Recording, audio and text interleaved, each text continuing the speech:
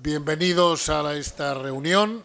Estamos un poquito apretados, lo cual nos obliga a controlar el ruido de los cubiertos, porque si no, solo iremos cubiertos. Supongo que ya habrán acabado de comer y estaremos casi a punto de acabar las conversaciones y permitir ya el comienzo del acto. Como ustedes saben, va a ser un coloquio con Albert Rivera, un joven viejo político.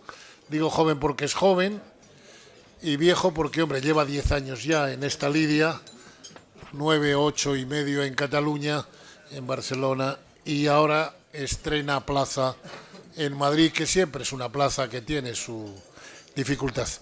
Para introducir a nuestro invitado, Manuel Conte, que es persona siempre con inteligencia y con, yo diría, capacidad para hacer pensamiento lateral, seguro que hace una presentación como suele hacer él, imaginativa, ocurrente y que siempre te deja algo que pensar. Manuel. Pues muchas gracias, Fernando, y al club por darme esta oportunidad de presentar a Albert Rivera, a quien conocí en 2007 cuando yo acababa de salir de la CNMV. Yo creo que Ciudadanos acababa de conseguir 3 diputados regionales y Albert acababa de hacerse la famosa foto en cueros, pero yo recuerdo que en aquella conferencia en Ciudadanos estaba plenamente vestido. Hace ya más de un año coincidimos en Barcelona.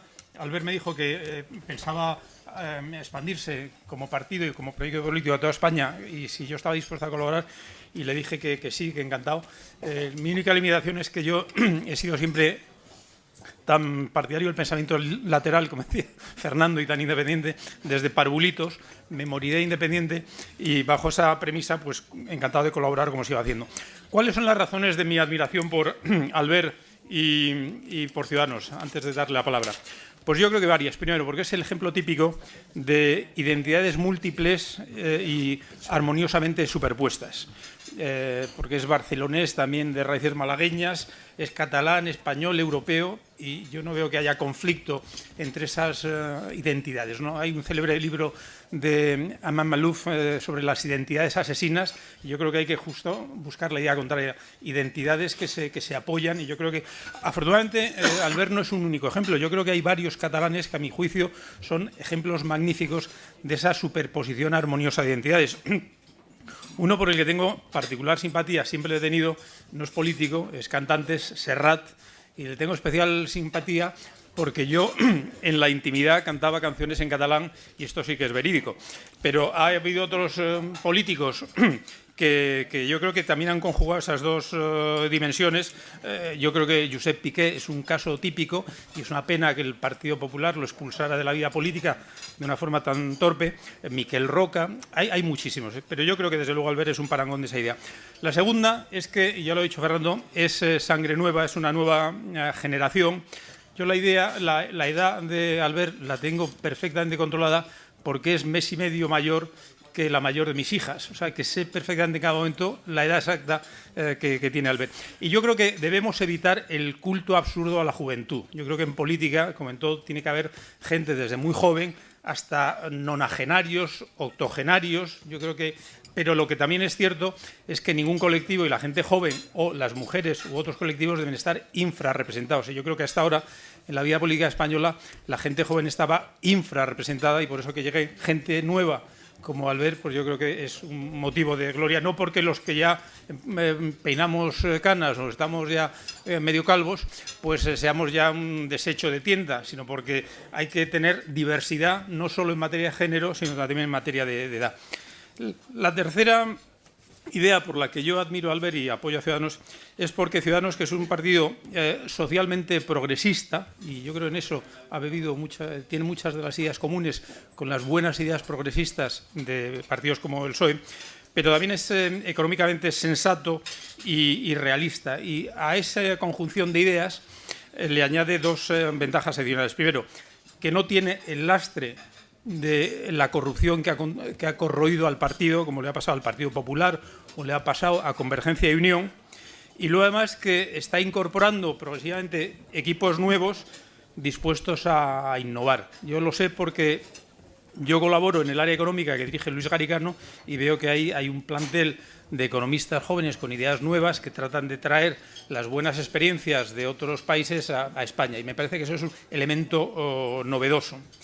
También, otra de las cosas que me gusta ver es que yo, por cierto, mis dotes políticas, como ya habrán comprobado ustedes, son nulas, y yo por eso nunca me podía dedicar a la política, y por eso en su momento le dije a Albert, oye, yo colaboro, pero a ver si resto en vez de sumo. Pero bueno, pero lo que sí sé es percibir quién tiene esas dotes de las que yo carezco, que son dotes políticas, en el buen sentido del término político, que yo el político, o casi estadista, lo definiría como un profesional especializado en evitar y en resolver problemas y conflictos sociales y en proponer, comunicar bien y lograr que se aprueben cambios y mejoras que sean viables y que favorezcan el interés general, ¿no?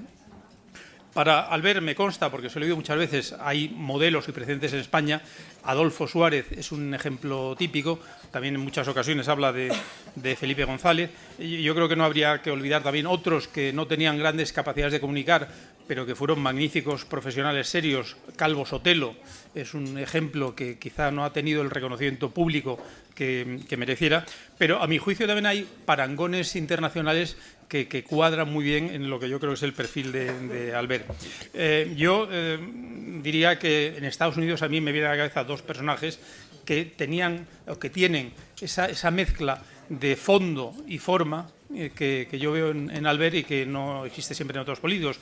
Uno es Bill Clinton, que era un enorme profesional, magnífico conocedor de todos los asuntos y capacidad de comunicación magnífica, y Barack Obama es otro. Los tres, curiosamente, Clinton, Barack Obama y Albert Rivera, tienen en común que todos son abogados. Esa profesión denostada a veces, que se dice que la política está llena de abogados. Bueno, yo creo que es también porque el abogado tiene unas habilidades, unas cualidades que pueden ser también útiles en el ámbito de la política.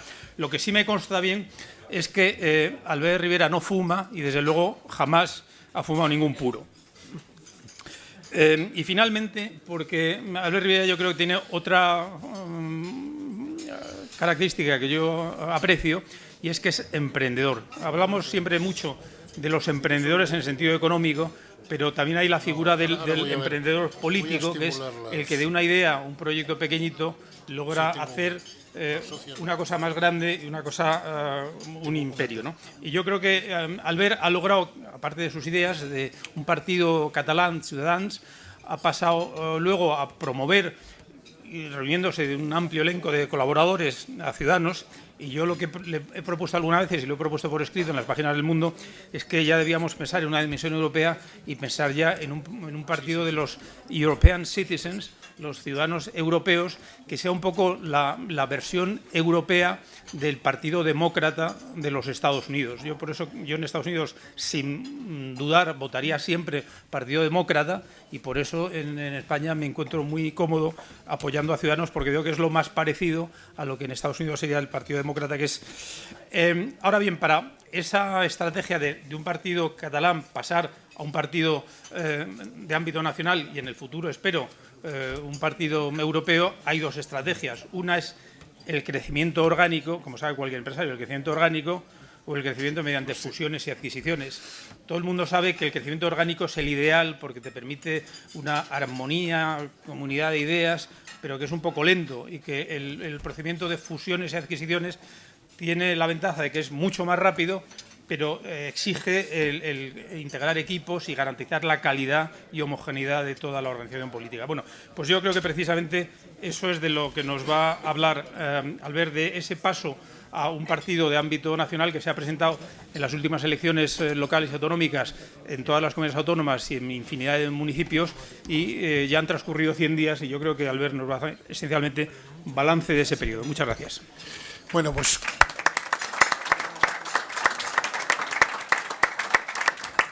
como ustedes saben, para explotar mejor el tiempo que tenemos hasta las 4, porque a las 4 estamos comprometidos a levantar la sesión, vamos a un formato de que ustedes me trasladan las preguntas, yo las articulo y trato de que el conferenciante sea breve. Antes de empezar a dar el turno de preguntas que me han ido llegando, sí quiero trasladarle al conferenciante que nos haga una pequeña introducción. Constato que en todas las ocasiones que asisto a actos en los que se habla de Albert Rivera aparece el nombre de Suárez. Yo hoy pensaba que no, pero Manolo ha vuelto a hablar de Suárez. Y Clinton. Y no sé muy bien por qué, debe ser por algo. Y paso ya a las preguntas con una cuestión previa, Albert. Sabemos que quieres ganar,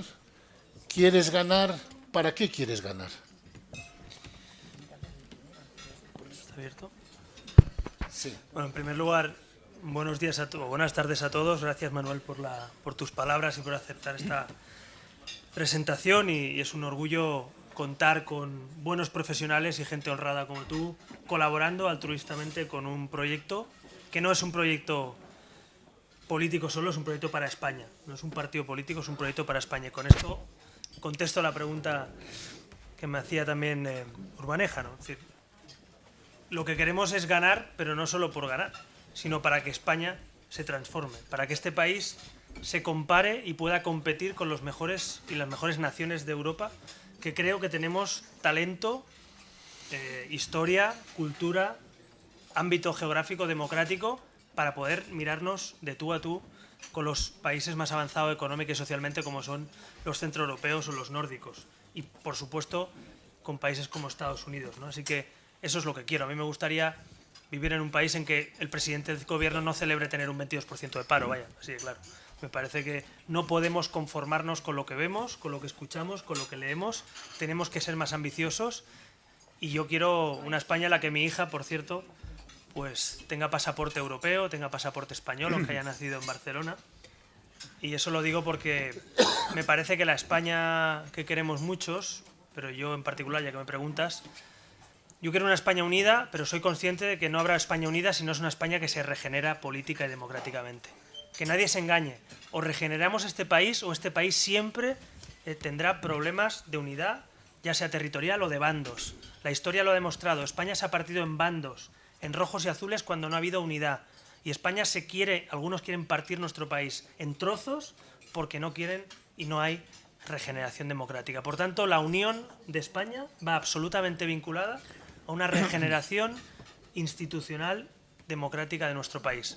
Algunos se preguntan y me preguntan algunos compañeros estos días por las encuestas. Oye, ¿por qué vosotros multiplicáis mientras el PP y el PSOE se hunden en Cataluña? Pues porque nosotros la unión la vinculamos a la regeneración. Porque no es solo importante que haya un gobierno distinto en Cataluña, sino también es importante que no tenga el 3% debajo de la alfombra. Y no es solo importante que haya un nuevo gobierno en España, sino que la gente vuelva sobre todo a confiar en él y vuelva a mirarle a los ojos un presidente a sus ciudadanos y confíen en él.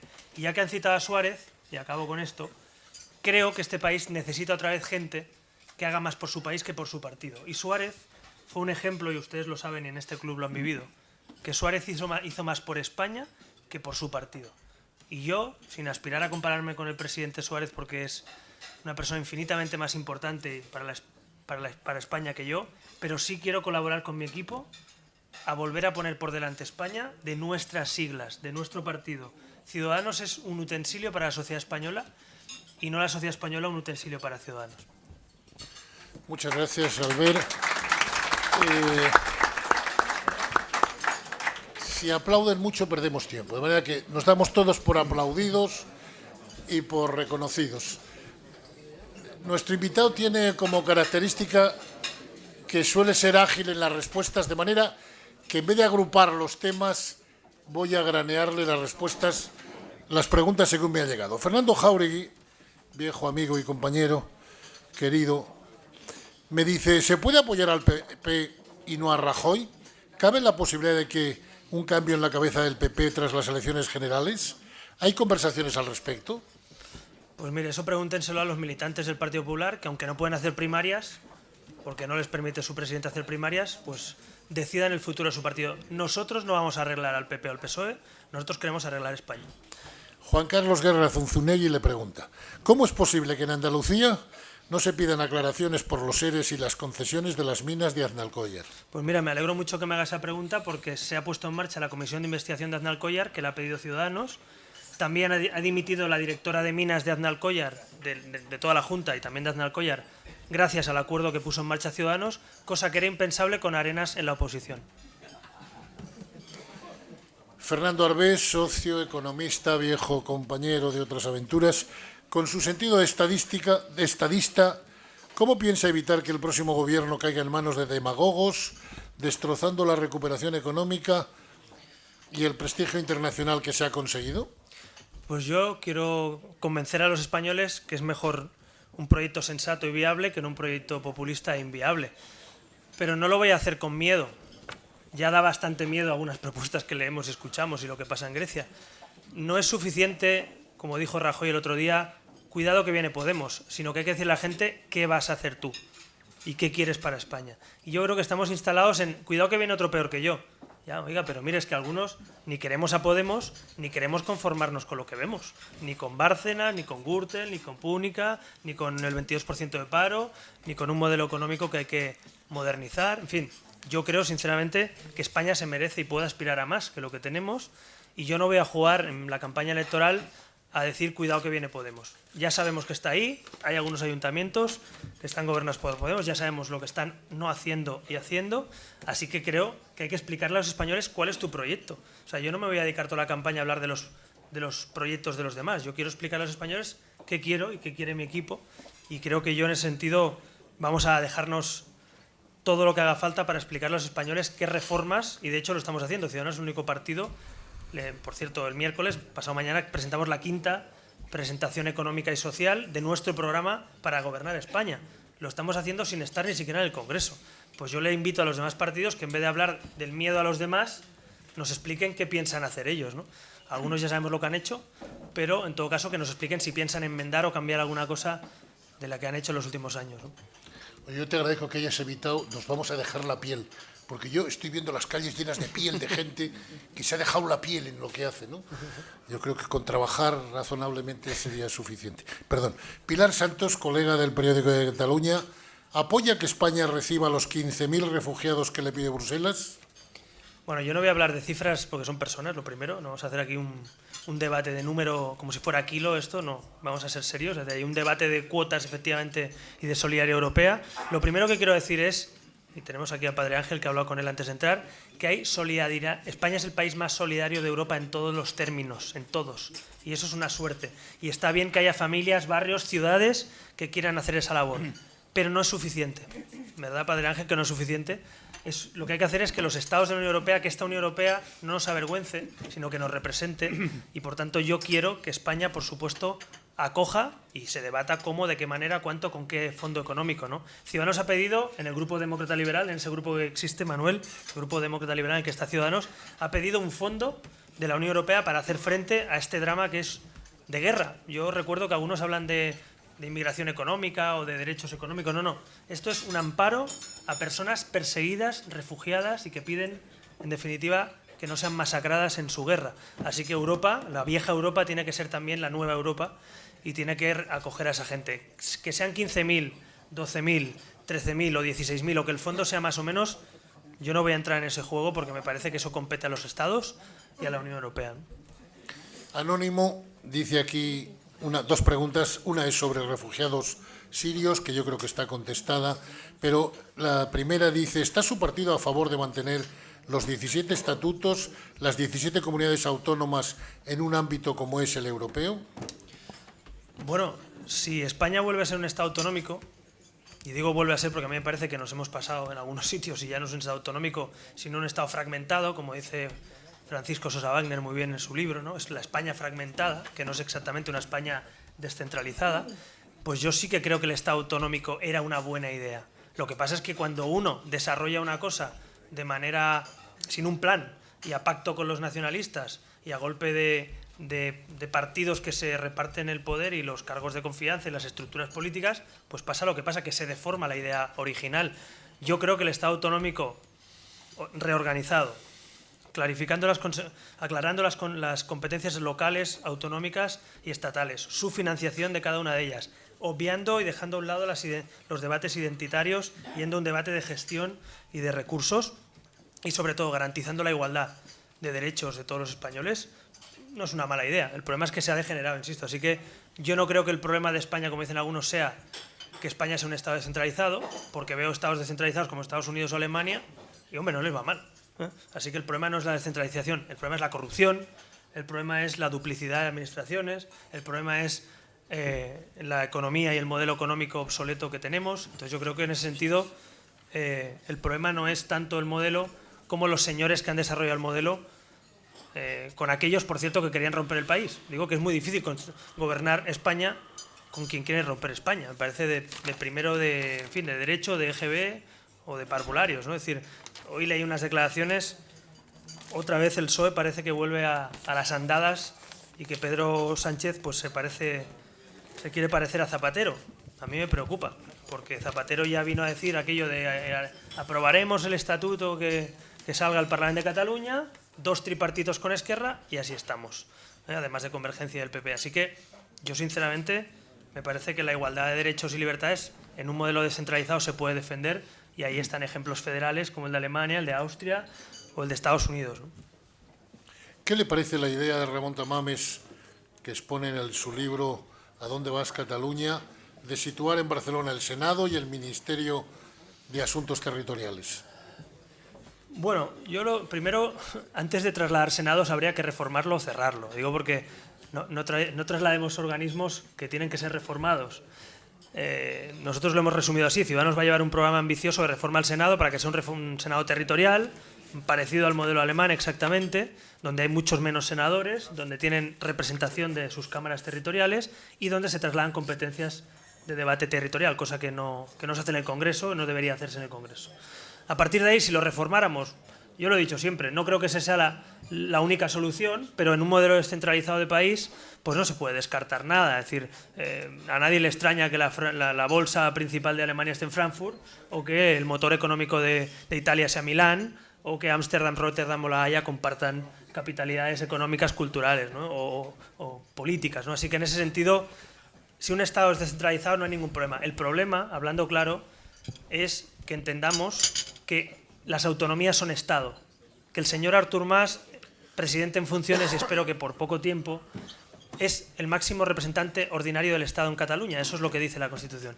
Eso es lo importante. A partir de ahí, que el Senado o un ministerio o un organismo determinado, yo diría que por motivos prácticos, no solo simbólicos, sino cosas que tengan sentido, me hablaba de la bolsa en Frankfurt, es decir, cosas que tengan cierto sentido, pues ¿por qué no? Si cualquier rincón de España es España, pero de verdad que el problema básico que tenemos es que quien preside nuestra comunidad autónoma es absolutamente desleal con la Constitución, con el orden constitucional. Y a nadie le cabe la menor duda.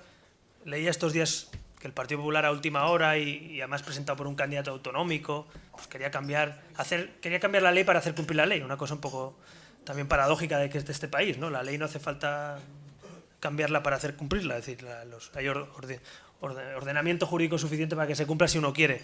Pero dicho eso, hablaba precisamente de la reforma del Tribunal Constitucional, ¿no? Y yo creo que al fin y al cabo, el problema se acaba cuando tienes gobernantes leales con eso. ¿A alguien le cabe duda que si Ciudadanos gobierna Cataluña no hace falta ningún organismo que haga cumplir la ley sobre otro que hace cumplir la ley? Porque la ley, un gobernante sensato es el primero que la cumple.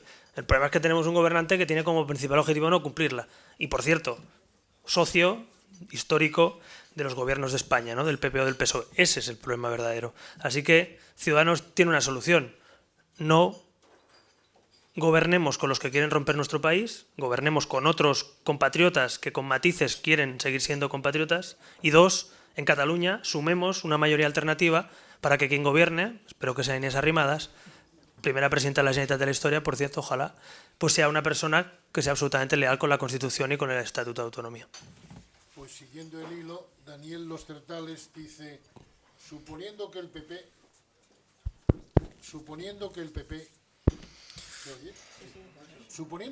fuera el partido más votado, ¿Ciudadanos pactaría con PSOE y Podemos para lograr una mayoría aún más mayoría? Pues mire, yo la política ficción no es muy fuerte, pero si me presento a las elecciones, aunque sea por respeto, supongo que entenderán que me presento con un equipo y con un programa para ganarles las elecciones a estos partidos, no para que sigan gobernando los mismos. ¿Qué sentido tendría presentarse a las elecciones para que gobierne otra vez Rajoy, o para que gobierne Pablo Iglesias, o para que gobierne Pedro Sánchez? Yo creo que el sentido es otro. A partir de ahí hay una regla básica. El otro día veo que me gusta además que se hagan titulares de cosas obvias, porque decía que para gobernar hay que tener mayoría. No sé qué periódico era, pero efectivamente.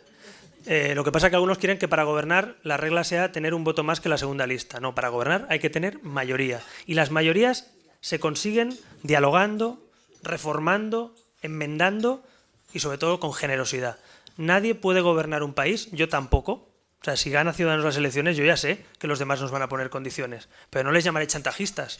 Les diré, oye, ¿qué es lo que tú quieres que incorpore al programa? ¿Qué reformas quieres que modifique? ¿Qué punto de nuestro programa no quieres que esté en el programa? Eso se llama negociación, se llama diálogo y se llama, como decía Manuel, política. Eso es política en el buen sentido.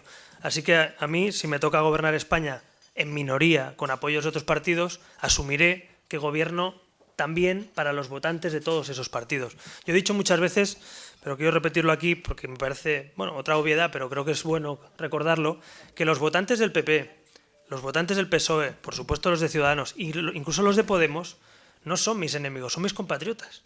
Y esa gente comparte lista de paro, lista de espera en la sanidad, comparte problemas familiares, comparte dificultades para llegar a final de mes.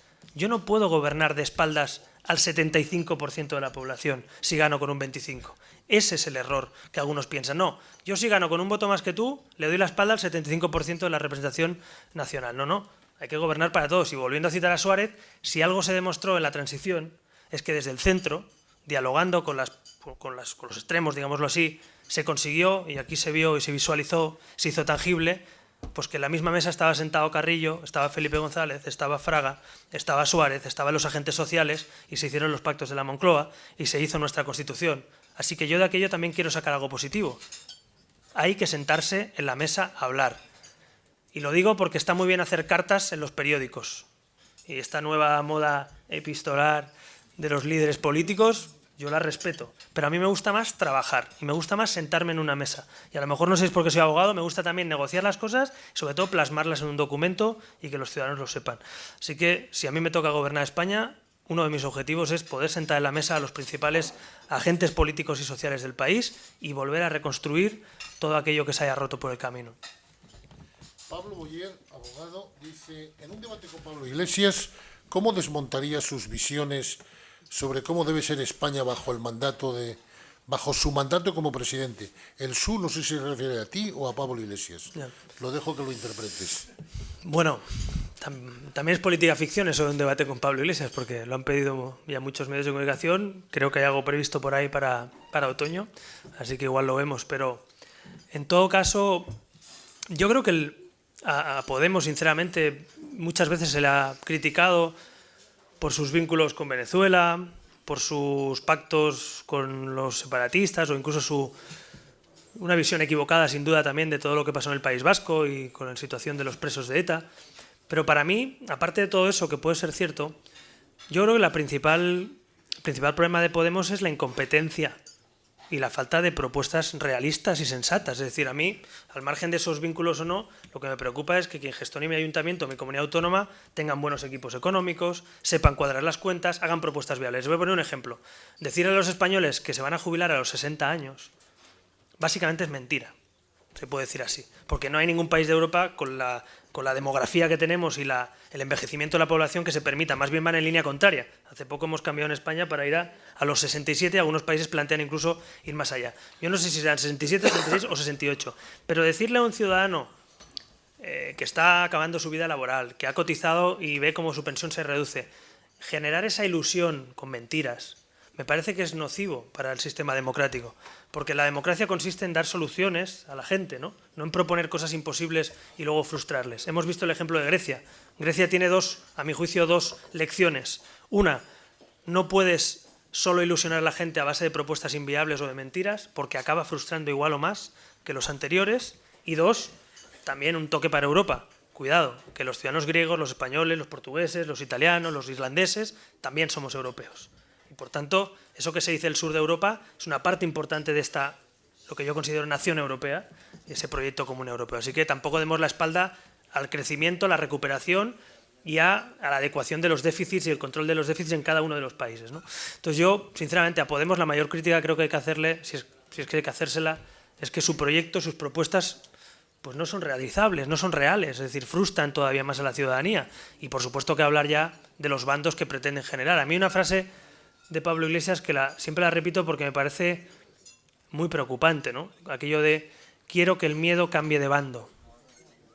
Esa es una frase de Pablo Iglesias. Yo quiero que cuando gobernemos nosotros el miedo cambie de bando. Yo siempre me gusta decir que yo no quiero ni miedo ni bandos. Anónimo dice, ¿por qué hay diferentes exigencias de ciudadanos en Andalucía y en Madrid? Bueno, en primer lugar, fueron dos comunidades autónomas como otras, La Rioja, Murcia, Castilla-León y otros muchos municipios donde Ciudadanos efectivamente es decisivo para la mayoría. Y en cada una de ellas pues, se ha negociado con cada uno de los partidos que allí gobiernan ahora, ¿no? Pero también les digo decir una cosa y les invito a que lo hagan. Las 70 medidas base que aprobamos en Andalucía están incorporadas todas ellas en el pacto que se llevó la Comunidad de Madrid. Y les voy a poner un ejemplo, se lo he dicho antes. En la Comunidad Autónoma de Andalucía hay 3 personas relevantes de la administración pública, que es lo más relevante que ha salido. El señor Griñán, el señor Chávez, 2 expresidentes de la Junta que con el PP en la oposición y liderando la oposición estaban cómodamente sentados en sus escaños, que han tenido que abandonar por un acuerdo con Ciudadanos para defenderse en los tribunales y perder el aforamiento. La directora de Minas, que hemos dicho, ha sido cesada fulminantemente por el asunto de Andalcóllar. La comisión de investigación se pone en marcha no porque el PSOE la quiera, porque Ciudadanos la impulsa y se apoya en el PP y en Podemos. Otro ejemplo, en Murcia hemos cambiado la ley electoral, pero la hemos cambiado a un acuerdo con el PSOE y Podemos porque el PP no quería cambiar, quería una ley donde los votos no valieran igual y donde el PP electoralmente salían beneficiarios y los murcianos perjudicados. Y así muchos otros ejemplos. Claro, cada comunidad tiene un gobierno y una oposición. Dicho eso, el grado de exigencia, que es lo que yo quiero defender, es el mismo. Es el mismo porque por mucho que se diga y se hagan titulares, al final no hay imputados por corrupción política en función de cada comunidad. Otra cosa es que hayan personas, como algún caso en Andalucía, en el que un delegado territorial tiene un asunto medioambiental o una imputación que no tiene que ver con la corrupción. Yo lo resumo en que una cosa es meter la pata y otra es meter la mano. Y hay gente que mete la pata y está inmersa en un proceso judicial, a nivel profesional, a nivel político, lo que sea, y otra cosa es meter la mano en un asunto de corrupción y llevarse dinero público. Y nosotros hemos llegado a un acuerdo para ser justos contra la corrupción política, no contra que alguien meta la pata o haga mal su gestión o tenga una querella por un asunto administrativo o medioambiental. Entonces, lo digo porque el PP también tiene asuntos administrativos y medioambientales, muchos concejales, cualquiera que sea concejal sabe que en muchos pueblos puedes tener una denuncia o una querella de una entidad y inmediatamente estás en un proceso y tienes que ir a declarar. Y eso, pues no es, a mi juicio, no es corrupción política, es meter la pata o poder haberla metido. Así que la vara de medir es la misma, los acuerdos son locales o autonómicos, por tanto cada comunidad se ha regido por eso, pero me alegro de una cosa también, porque hemos pasado a un país en el que hace un tiempo había impunidad absoluta, los gobiernos hacían lo que les daba la gana y ahora cada vez que pasa algo nos llaman a nosotros y decir, oye, pídele a la señora Cifuentes que cambie no sé qué, y lo cambia. Pídele a la señora Sonia y lo hace. Pídele a no sé... Bueno, pues oiga, si Ciudadanos se ha convertido en el centro político, nunca mejor dicho, de la actividad parlamentaria, en la exigencia de comisiones de investigación, de dimisiones, de cambios. Le pongo un ejemplo. En Andalucía, por primera vez, proponemos que se reduzca el IRPF después de no sé cuántos años. Oiga, pues si se reduce el IRPF en Andalucía gracias a que Ciudadanos está en la oposición para la clase media, pues yo creo que muchos andaluces lo van a agradecer en su nómina, ¿no? O alguno también va a criticar que los andaluces paguen menos IRPF. Pues eso es lo que estamos debatiendo para los presupuestos 2016, ¿no? Entonces, yo soy partidario de mojarme en política. La otra opción, y con esto acabo, que esta reflexión es más larga, pero hace referencia a muchos acuerdos en toda España. El ejemplo de Andalucía. Habían 3 opciones. Vamos a hablar claro y sincero ahora que no nos escucha nadie. Habían 3 opciones. Que Podemos tuviera la batuta, el gobierno, en sus manos y radicalizar aún más al PSOE de Andalucía. Esa era una opción. La otra opción era ir a elecciones cada 3 meses. Digo cada 3 meses porque el PSOE, después de lo que habían llegado a robar en los ERE, resulta que habían sacado los mismos escaños. Lo digo porque si alguien pensaba que con elecciones cada 3 meses y de golpe iba a ganar el PP o Ciudadanos, pues temo reconocer que lo veía difícil, ¿no? Así que el PSOE era la única candidatura posible, íbamos a elecciones cada 2 o 3 meses, modelo Grecia, para que nos entendamos, ¿no? Y la tercera opción es que Ciudadanos moderara, controlara y desde la oposición, con un PSOE en minoría, centrara la posición de un PSOE que se iba a ir hacia Podemos. Hicimos la tercera. Y me hace gracia porque se supone que desde según qué sectores próximos al PP se critica que se modere la política en Andalucía, que se controle más que antes al PSOE y que no esté Podemos gobernando. ¿Qué pasa? ¿Que algunos querían que gobernara Podemos en Andalucía a pesar de ser el PP? Yo no lo entiendo. Yo creo que a lo mejor es una cuestión de que algunos pierden peso electoral, han perdido el 30% de los votos en Andalucía Y no es nuestra culpa, será culpa de lo que han hecho ellos en la oposición. Pero no es culpa de Ciudadanos, de verdad. Así que, en ese sentido, creo que hemos hecho lo mejor para España, que es moderar, controlar y vigilar a un gobierno que no es nuestro, pero que ganó las elecciones, al fin y al cabo. Ramón Rodríguez Arribas, me parece que dice, la condición de que un acuerdo con el PP sería sin posible flexibilización en el caso de que la alternativa fuera una suerte de Frente Popular. Yo he dicho antes que no quiero bandos, por tanto a mí apelar a los frentes populares, que por suerte ni hemos vivido y gracias a la democracia no hemos sufrido, pues no creo que sea la mejor manera de abordarlo. Y tampoco creo que lo que hace Podemos, de que el único objetivo es quitar al PP el gobierno. No, no. El objetivo es cambiar España, mejorar España. Si para eso hace falta otro gobierno, pues claro, pues tendrá que salir el que hay si hay una suma distinta. Pero yo no soy partidario, insisto, de esa lógica de Podemos y el PP. El PP, ojo que viene Podemos. Podemos, hay que quitar al PP. Y la pregunta es, ¿y el día siguiente qué vais a hacer? O sea, ¿cuál es el objetivo de quitar al PP? Yo estoy explicando aquí propuestas, y llevo varios meses y lo voy a seguir haciendo, no tanto por querer quitar al PP, sino porque creo que España debe ser más ambiciosa, debe ser un país más moderno, debe reformar sus instituciones, debe reformar su justicia, su educación, su administración pública. Creo que se puede aspirar a mucho más de lo que ha hecho Rajoy, sinceramente. El presidente Rajoy habrá hecho cosas bien y cosas mal, pero creo que la nueva era política que viene necesita gente con liderazgo, con valentía, con las manos libres, con las manos limpias, para poder liderar esa nueva era que nos sitúe entre los mejores países de Europa. Si alguien cree que solo puede hacer Rajoy, pues le votará. Si alguien cree que Podemos es lo que nos conviene para parecernos a Tsipras y a Grecia, pues votará Podemos. Pero creo que hay mucha gente que quiere desde la centralidad ese cambio, ¿no? Así que, de verdad, yo no voy a entrar en la lógica de los bandos, porque esa no es la España que yo quiero, ni para mí ni para mi hija. Yo quiero otra España distinta, en que la gente no vaya por la calle situándose entre rojos y azules si estás conmigo o contra mí. Yo aquí tengo sentada delante a Begoña Villacís, yo vi a Ignacio Aguado y a otros compañeros, yo vi entrar a concejales del Ayuntamiento de Madrid insultados por gente de otros partidos, especialmente simpatizantes de Podemos en el Ayuntamiento de Madrid. Yo no quiero eso para mi ciudad ni para mi sociedad. Yo quiero que el día que toman posesión los concejales de un país sea una fiesta de la democracia. Y creo que todos los que se sientan allí nos representan, sean del partido que sean. Y esa filosofía que la transición supo durante unos años, digamos, instaurar en nuestro país, creo que hay que recuperarla. Otros dicen que hay que acabar con ella. Entonces yo creo que lo mejor de la transición, no lo peor, lo mejor, debemos recuperarlo, ¿no? Anónimo hace una pregunta sencillita. ¿Cómo abordarás el tema de la corrupción? Bueno, yo voy a hacer una respuesta no anónima, sino con nombre y apellidos. Bueno, el segundo problema de España es la corrupción, por encima de la economía y después del paro. Lo digo porque algunos le quitan importancia a eso. Yo he dicho antes que no habrá una España unida si no es una España que se ha regenerado políticamente. Imaginaos hasta qué punto creo que es un problema importante para solucionar. Por tanto, la corrupción muchos dicen que es un tema implícito a la condición humana. Yo no digo que haya gente que robe, porque eso además es hasta un mandamiento, no robarás, ¿no? Es decir, ya es muy viejo. Lo que sí que creo que se tiene que acabar la impunidad. Es decir, siempre habrá alguien que meta la mano.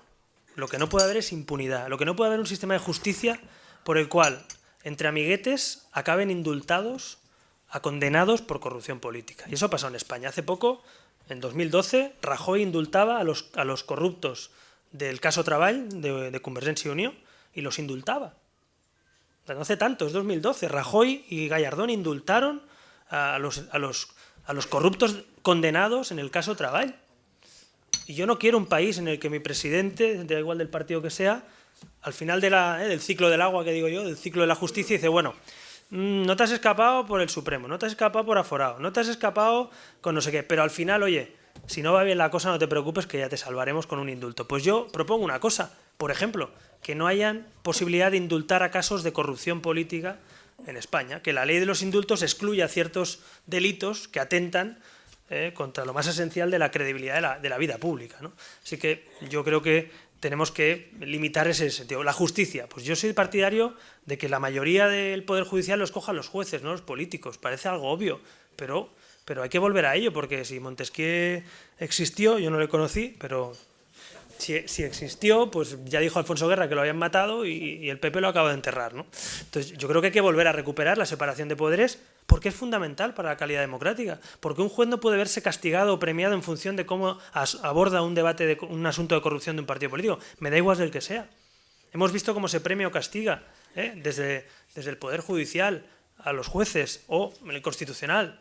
El Constitucional, o sea, el otro día el PP proponía que el Constitucional se modificara para que se cumpla la ley. Y yo propongo, ¿y si hacemos que el Constitucional tenga jueces y personas que no sean escogidas por los partidos o en todo caso no estén vinculados por los mandatos con los partidos? O sea, ¿y si hacemos que sean independientes y quien juzga cómo evoluciona nuestra Constitución no sean los partidos, sino jueces de verdad? Pues yo creo que eso hay que hacerlo. Fiscal, yo creo que un fiscal general del Estado no puede estar pendiente de la llamada del presidente de gobierno, como estuvo el 9 de noviembre, por cierto que no le llamó. Lo digo porque estos que van a defender la ley en Cataluña, yo les espero, y estuve esperando todo el día, el 9 de noviembre, cuando se utilizaron colegios públicos, la televisión pública, dinero público, y se hizo aquello que ustedes saben, que era un referéndum encubierto, no vinculante, con nuestros recursos, ¿no? Entonces, la Fiscalía General del Estado tiene que ser independiente y para mí creo que lo deben escoger los fiscales. Y escoger un fiscal y que tenga, en definitiva, eso que dice la Constitución, que sea el Ministerio Fiscal quien persigue delitos, no quien persigue delitos a golpe de llamada del presidente de turno o quien deja de perseguirlos en función de quién gobierna. Hace poco veíamos una denuncia de Villarejo, a buenas horas también, mangas verdes, diciendo que en su día Felipe González le había llamado para que no persiguiera más los delitos de los Pujol.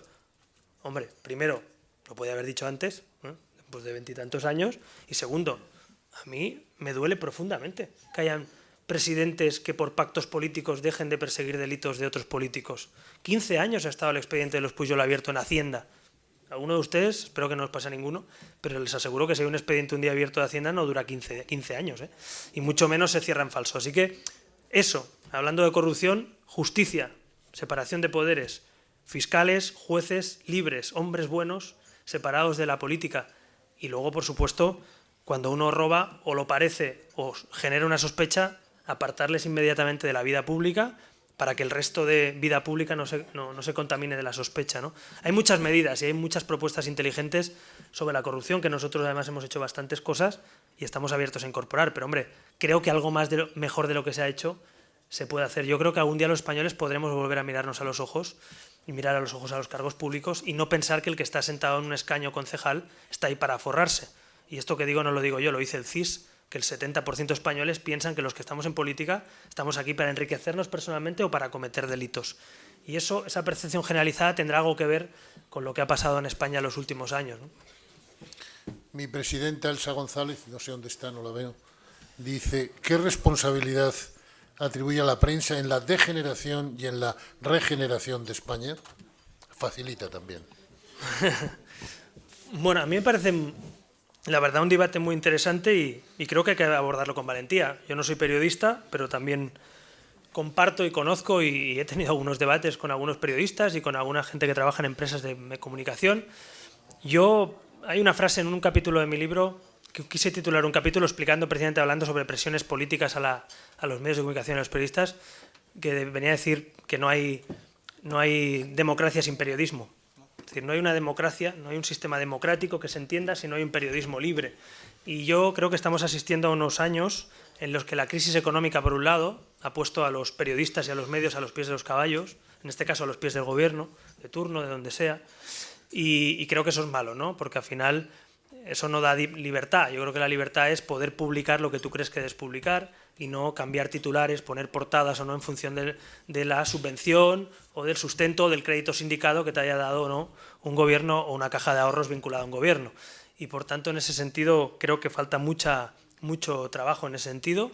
Y como lo escribí en un libro y lo puse expresamente, alguien me dijo: es que eso vigila que lo has escrito. Digo, no lo he escrito porque si algún día gobernamos me lo podáis reprochar y puedan ponerlo en marcha. Es decir, no por cualquier cosa. Soy consciente de lo que ahí escribí, soy consciente que defender un modelo de tele pública independiente es un cambio absoluto en el modelo actual, empezando por TV3 y acabando por Televisión Española.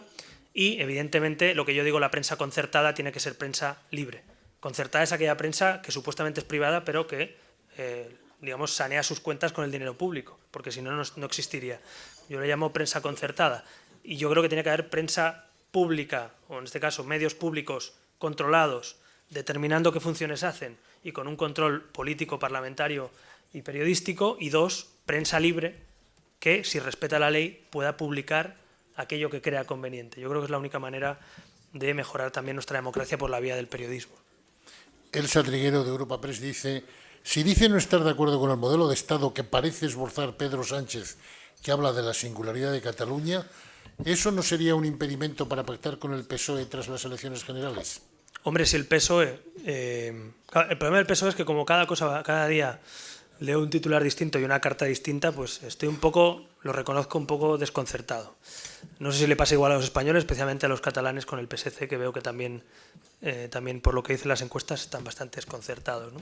Entonces, yo creo que España es un modelo autonómico que es de carácter federal. Una autonomía, un modelo autonómico se le llama autonómico en España, pero eso es un país federal de toda regla, ¿no? En toda regla. Y los constitucionalistas del mundo nos consideran un país de corte federal. Por tanto, hay que corregir algunas cosas, clarificar competencias, financiación, corresponsabilidad fiscal de las comunidades, que cada palo aguante su vela para que nos entendamos y que haya un fondo común de cohesión territorial y social. Pero eso no pasa por el privilegio territorial. Es decir, y luego otra reflexión para esto, ¿no? Pero no hemos tenido bastante en los últimos 35 años. El Estatuto no fue un ejemplo de fracaso para todos, de empezar un camino sin saber dónde se acaba el camino y luego tener que reconducirlo a través del Congreso, una sentencia al Constitucional que se culpó al Constitucional, que lo único que hizo es decir que artículos no eran constitucionales. En fin, otra vez vamos a volver al camino. Yo tengo un déjà vu con esto, es decir, volvemos a Zapatero.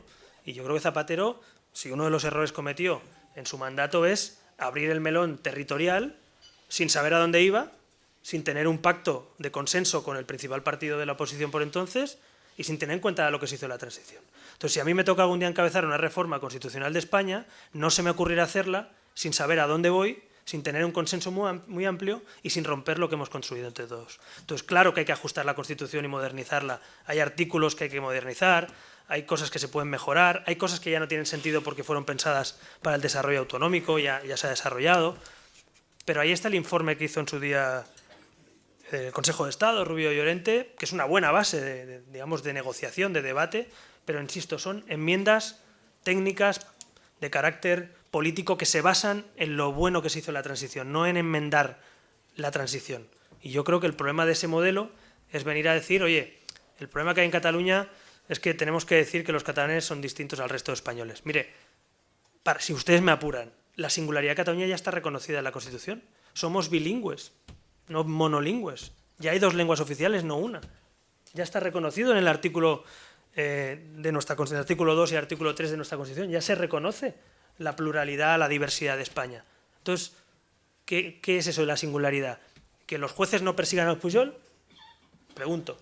¿Qué es la singularidad? ¿Un Tribunal Superior de Justicia al margen de la justicia española? Pues yo no estoy de acuerdo, porque ya lo hemos visto con los TSJ lo que hay. Imagínense si tuvieran un poder judicial algunos en sus manos.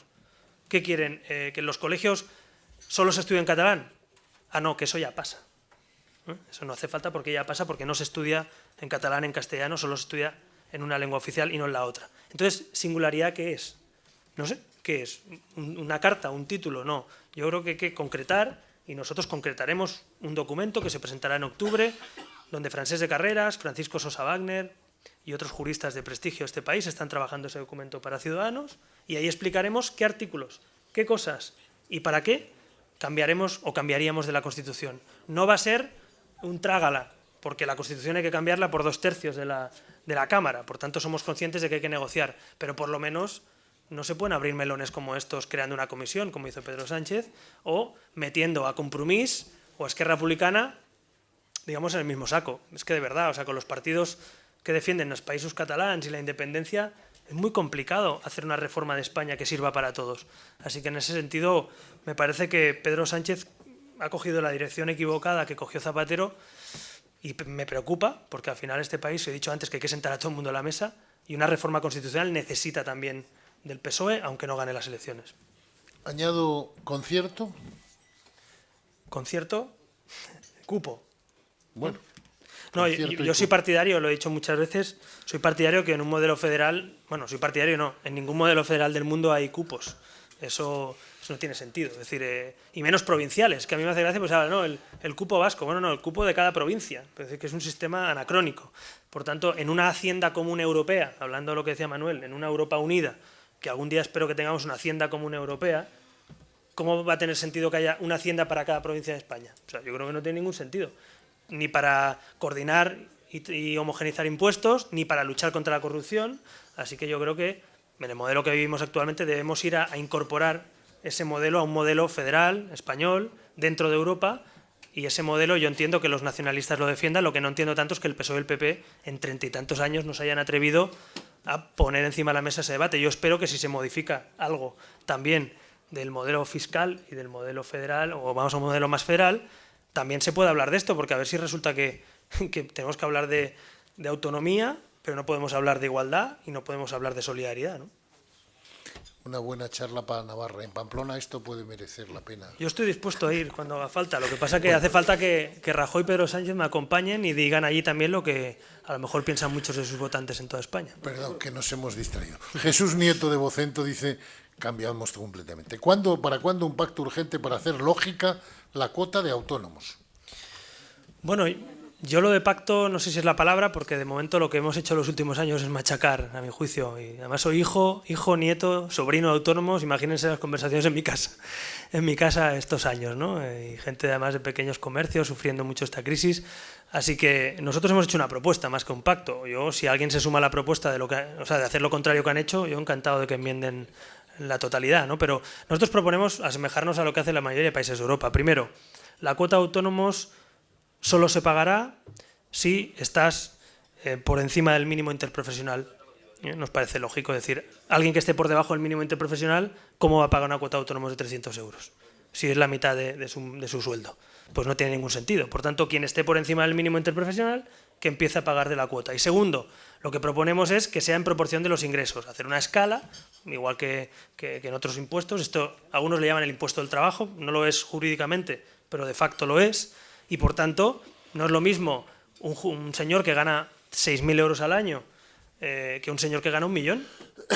¿Verdad que no? ¿Verdad que no es lo mismo? Pues nosotros creemos que el autónomo no tiene que pagar un fijo, sino un variable en función de sus ingresos, como los impuestos. Vaya, es decir, al final, sociedades, la gente pagará un 25 o un 30, pero sobre sus ingresos, no todo lo mismo, ¿no? Así que nos parece sentido común esa reforma que, por cierto, se asemeja a lo que hacen en Reino Unido, a lo que hacen en Alemania, en Francia. Es decir, tenemos la cuota más alta de autónomos de Europa, prácticamente, casi 300 euros, 280 euros de mínimo, y en función no de los beneficios, sino que sales ya con una mochila. Yo digo que los autónomos españoles tienen lo peor de ser empresarios y lo peor de ser trabajadores, porque no tienen garantías sociales como un trabajador y además no tienen el colchón o las ventajas de tener una sociedad anónima o una sociedad limitada muchas veces y trabajan bajo su propio riesgo y sin cuerda, hacen equilibrio sin cuerda. Yo creo que hay que darles una cuerda porque además son los que generan una buena parte del empleo en España. Ángel Luis Alonso hace preguntas que en parte están contestadas, pero yo quiero formularlas. ¿Qué tipo de financiación autonómica propone? ¿Debería ser el mismo modelo para Cataluña y Andalucía, por ejemplo? Sí, lo primero, yo creo que la mejora de la ley de financiación o la modernización de esa ley no tiene que responder a generar enfrentamiento territorial, sino a dar igualdad de servicios a los españoles. Nosotros proponemos el siguiente modelo. Una caja común, un fondo de cohesión territorial y social. Es decir, lo mismo que hace Europa, que es un fondo al final para toda Europa, donde allí garanticemos sanidad, educación, políticas sociales y justicia. Esas principales patas del bienestar creemos que tiene que estar garantizado. Es decir, que un niño en Andalucía, o un niño en Asturias, o un enfermo en Murcia o en Cantabria, tengan garantizados sus derechos, al margen de que su gobierno autonómico sea más o menos desastre, hablando claro, sino por la caja común. Pero luego hay muchas otras competencias autonómicas que deberán financiarse de los tramos autonómicos de impuestos. Un gobierno, como el de Andalucía, lo decía antes, o el de Cataluña, han decidido tener un IRPF el más alto de España. Otros gobiernos, como el de Madrid, han decidido bajar el IRPF, pero acaban recaudando más, que es lo que nosotros creemos. Un gobierno puede decir, como Cataluña, tener 6 televisiones autonómicas y cerrar quirófanos, cosa que merece muchos calificativos.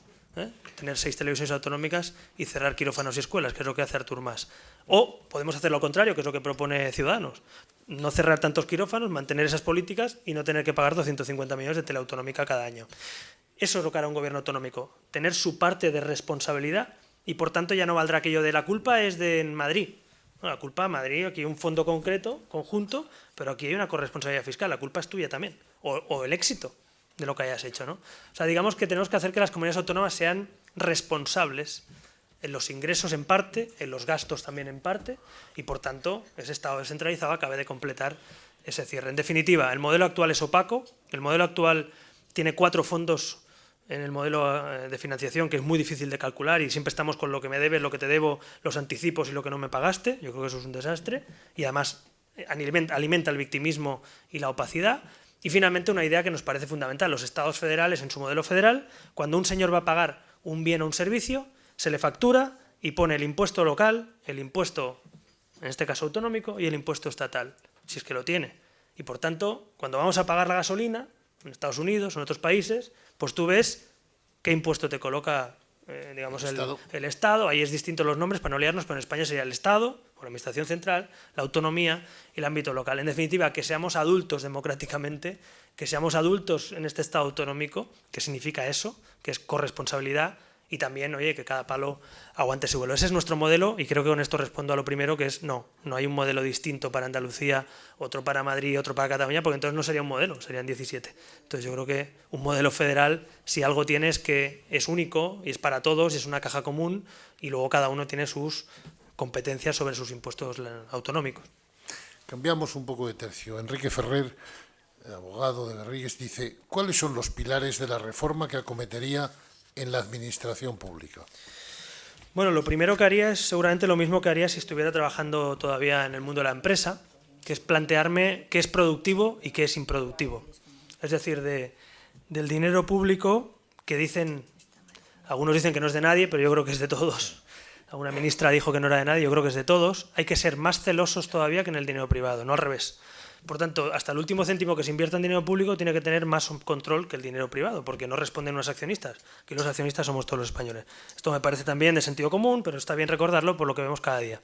Dicho eso, yo creo que sobra en España estructura política, sobra estructura administrativa muchas veces, sobra duplicidad y falta a veces músculo. Es decir, yo a veces digo lo de la grasa y el músculo, es un poco bruto, pero seguro que ustedes me entienden ahora que hacer dieta en septiembre, ¿no? Muchos hacen dieta. ¿Verdad que le dicen, seguro que le recomienda, oiga, tiene usted que reforzar el músculo, que ha venido un poquito flojito de vacaciones, y quítase usted los 4 michelines que lleva porque es recomendable y sano, ¿no? Pues esto es lo mismo, hay que quitarse la grasa, que es lo improductivo, lo que no genera riqueza, lo que no genera bienestar al ciudadano, y poner el dinero en lo que es productivo. Para mí productivo, jueces. ¿Por qué? Para agilizar la justicia. ¿Qué es productivo? Pues hombre, profesores. ¿Para qué? Para mejorar en un plan nacional de educación, que ya hablaremos también, nuestro plan de educación nacional. ¿Qué no es productivo? Pues tener diputaciones a la vez que hicimos un Estado autonómico. Oiga, pues hicimos un Estado autonómico, las competencias de mancomunidad de servicios municipales, no hace falta que ustedes tengan no sé cuántos diputados provinciales con chofer, y no hace falta que tengan no sé cuántos liberados, que al final son de los partidos. ¿Y si suprimimos las diputaciones y esas competencias de mancomunidad se las damos a una consejería de gobernación o de ámbito territorial de la comunidad autónoma que toque? Es decir, mucho más sencillo, ¿no?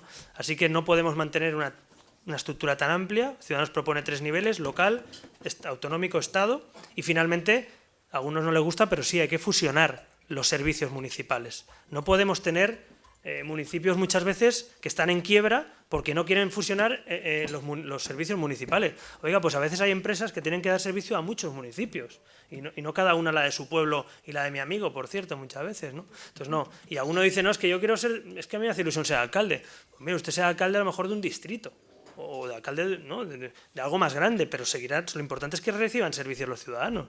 Y por tanto nos parece que eso que ha hecho toda Europa, que es fusionar servicios municipales, suprimir, como pasó en Italia, en Francia, ¿no?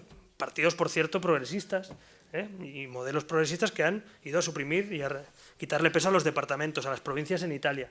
En España también hay que quitar ese entramado político. Y finalmente, como os decía, nosotros hemos propuesto una bajada de IRPF que calculamos en 7.800 millones de euros y hemos propuesto una supresión de entes políticos como las diputaciones y también de entes comarcales en algunas comunidades como Cataluña o Aragón y en otros sitios que se han creado durante este tiempo, para ir a un modelo y fusión de ayuntamientos para que eso nos ahorre prácticamente 10.000 millones de euros. Por tanto, nosotros no solo proponemos bajar el IRPF a la gente y a la clase media, sino que decimos de dónde sacamos el dinero. Y me parece importante. Eso es lo que no ha hecho, a mi juicio, Rajoy, que tenía mayoría absoluta, podía haber hecho esa reforma y no la ha hecho básicamente para no enfrentarse a sus concejales, a sus diputados provinciales y a sus compañeros de partido. Otro cambio de tercio, una pregunta aquí. Juan Díaz Nicolás dice, ¿qué opina de la frase «España es una democracia sin demócratas»? Hombre, yo entiendo que es una frase para provocar un debate, ¿no? Entiendo. Literal no la suscribo, claro que no. Pero sí que digo yo a veces que nuestra democracia, como una familia, como una empresa, pues hay que cuidarla, ¿no? Y las naciones también hay que cuidarlas. Y España lleva ya 30 y tantos años donde nadie seguramente ha prestado el cuidado suficiente a nuestra democracia. Todo se ha ido degenerando, ¿no? Al final, lo hablamos antes de la justicia. Separación de poderes, muy bien. Frente al papel, sí. De facto, el presidente del Supremo, los TSJs, los miembros del Constitucional, el fiscal, dependen todo de un partido o, en el mejor de los casos, de dos direcciones de dos partidos. El ejemplo de la educación. No se ha tomado en serio en este país la educación. Para mí es fundamental. Es decir, nadie habla de educación en este país. Nosotros hemos propuesto un acuerdo nacional para la educación para 30 años, no para una legislatura. O sea, los mejores países del mundo que han avanzado democráticamente y económicamente tienen detrás normalmente un gran acuerdo educativo para muchos años.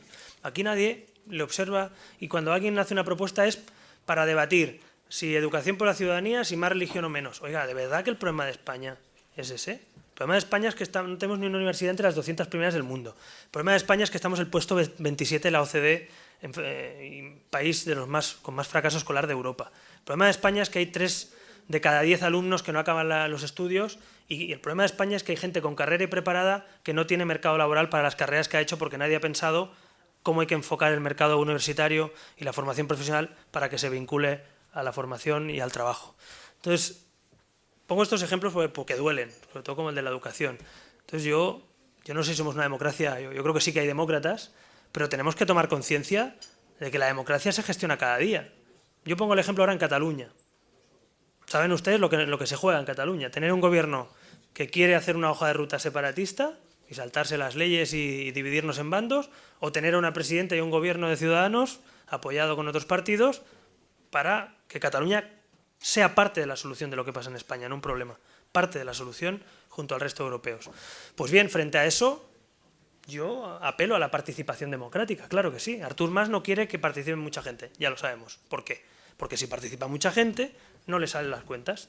Y yo, como demócrata, al margen de las cuentas, quiero que participe mucha gente, porque es importante que en estas elecciones catalanas vayamos todos a votar. Porque si van todos los ciudadanos catalanes a votar, especialmente aquellos que se han sentido desvinculados de los gobiernos nacionalistas, podemos conseguir por primera vez un gobierno que haga las cosas bien, que no se lleve ni el 3 ni el 4%, que gobierne para todos los catalanes sin bandos y sin venganzas. Y sobre todo que sea un agente importante para la recuperación política y económica de España, ¿no? Está en su juego.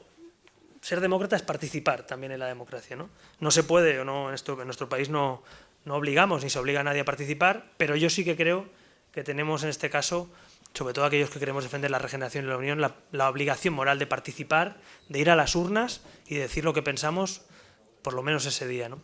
Entonces, bueno, vamos a mejorar nuestra democracia, que es perfeccionable, pero es una democracia. Abel Cádiz dice, ocupar el centro superando a la democracia cristiana, paréntesis, paréntesis, requiere una clara y explícita identificación ideológica. ¿Cabe la de social-liberal? Yo es que como con lo de las etiquetas soy muy malo, siempre lo he sido, malo básicamente porque nunca me han importado mucho.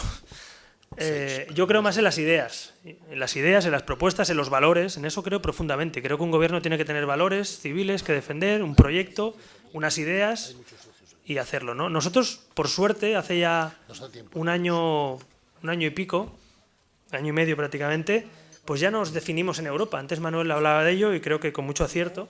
Ciudadanos ya está en un partido político europeo que se llama Partido Demócrata Liberal. Es un partido que defiende valores democráticos, de regeneración democrática, que defiende una Europa unida, una Europa federal, una Europa, unos Estados Unidos de Europa, y que defiende una economía de mercado y una sociedad de bienestar. Para mí esos son los pilares de España.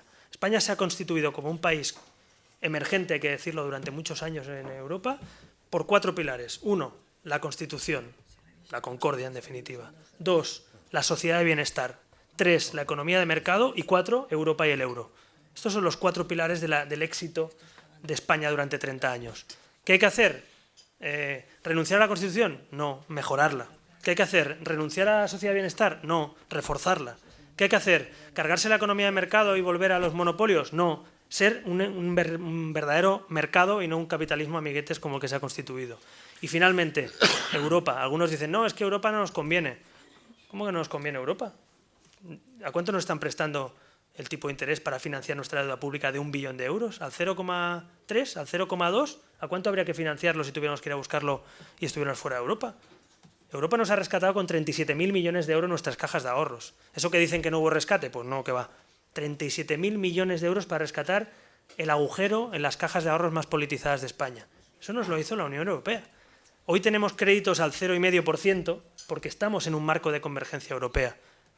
Yo sí que creo profundamente en el interés de estar en Europa. En una Europa mejorada, en una Europa más democrática, en una Europa que entienda que el sur de Europa es fundamental también para la recuperación económica, pero en Europa. Así que yo, en ese sentido, voy a defender siempre que esos 4 pilares, Constitución, bienestar, mercado y Europa, son nuestro futuro. Y eso es lo que defiende el Grupo Demócrata Liberal en el Parlamento Europeo. Por eso estamos ahí y no estamos en el Grupo Conservador ni en el Grupo Socialista. Estamos en el centro, que por cierto, gobierna 7 países de la Unión Europea.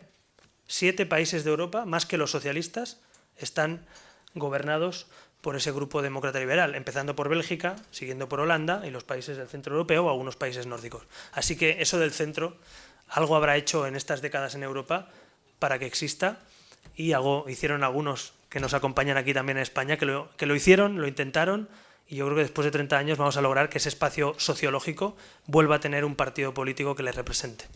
Vamos bien, llevamos 22 preguntas, nos quedan 20 minutos.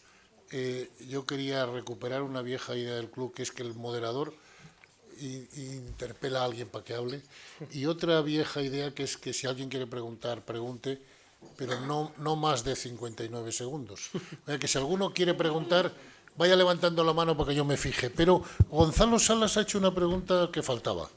¿España se puede permitir tener 2 monarcas?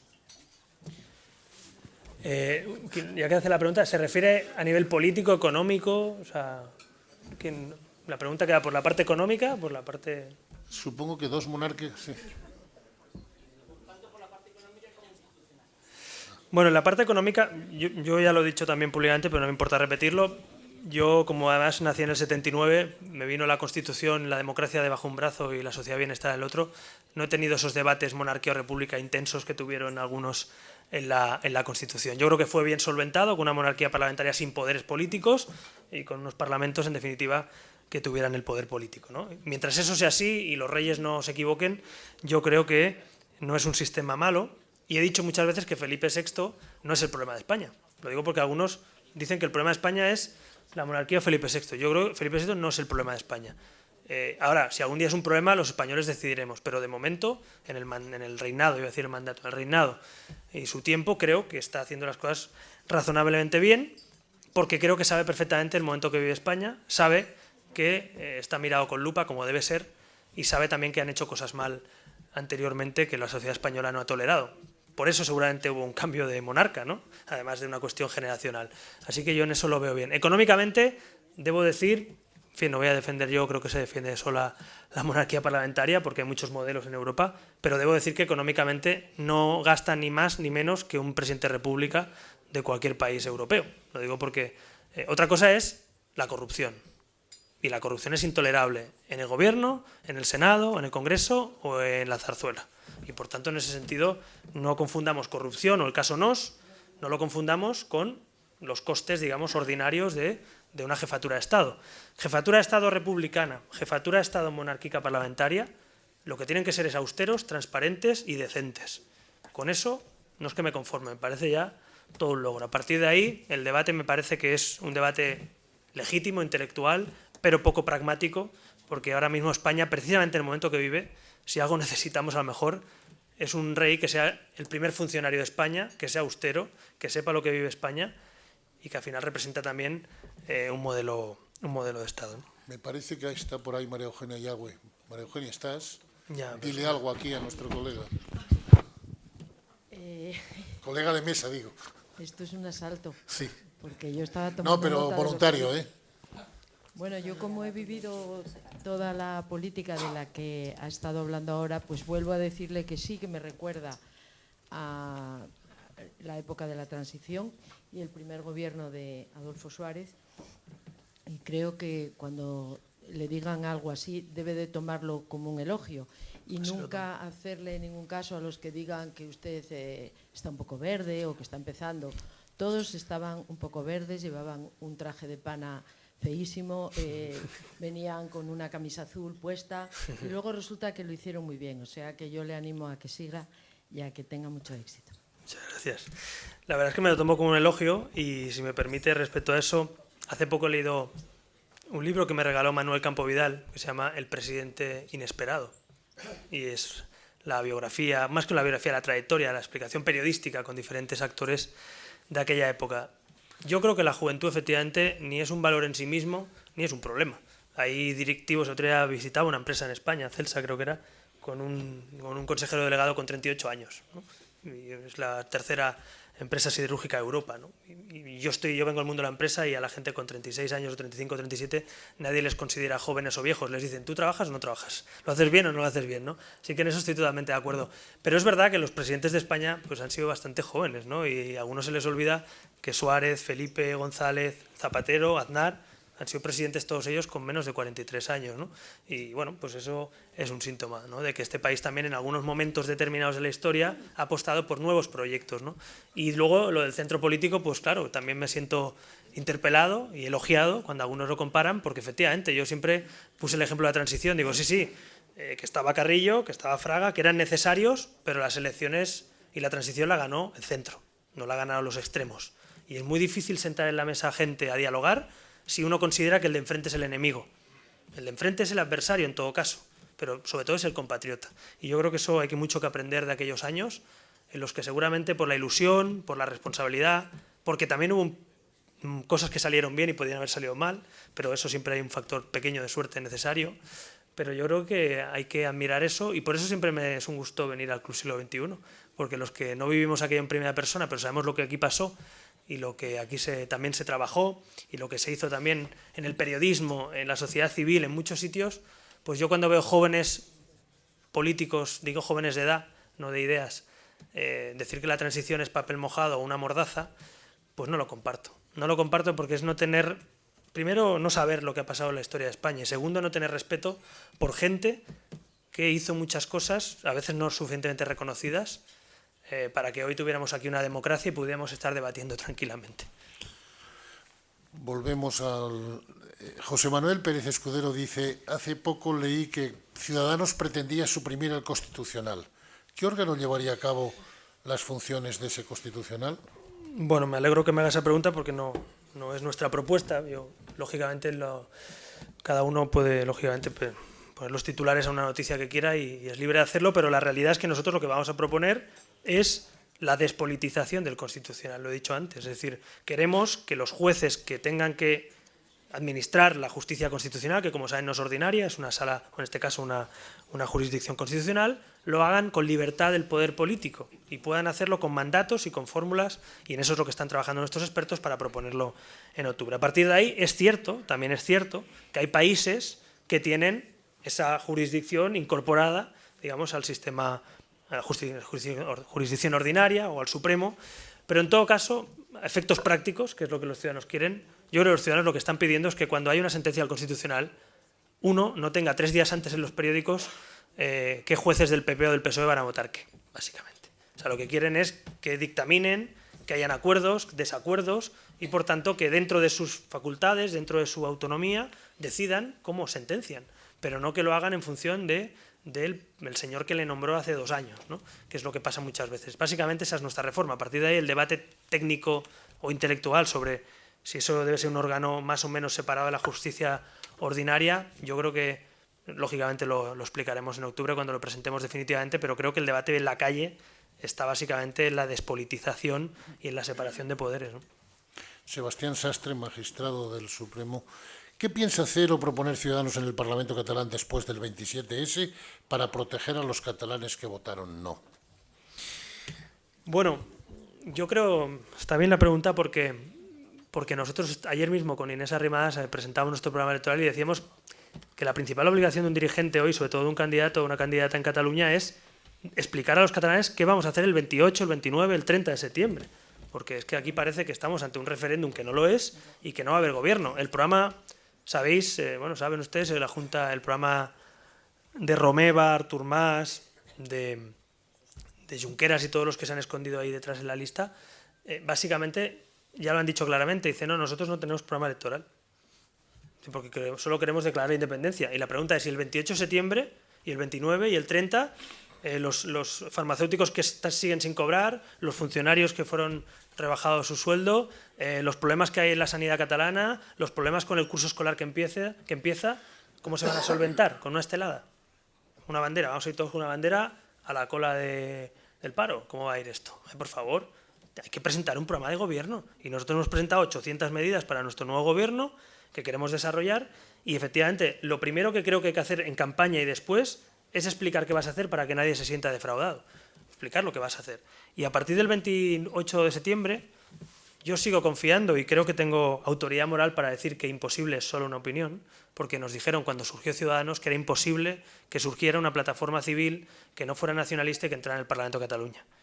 De hecho, yo salté al vacío, lo sabe bien Sebastián, salté al vacío, me presenté al frente de una lista de una plataforma civil que en las encuestas nos daban 0 diputados. 0 diputados, a 15 días de las elecciones y sin un duro.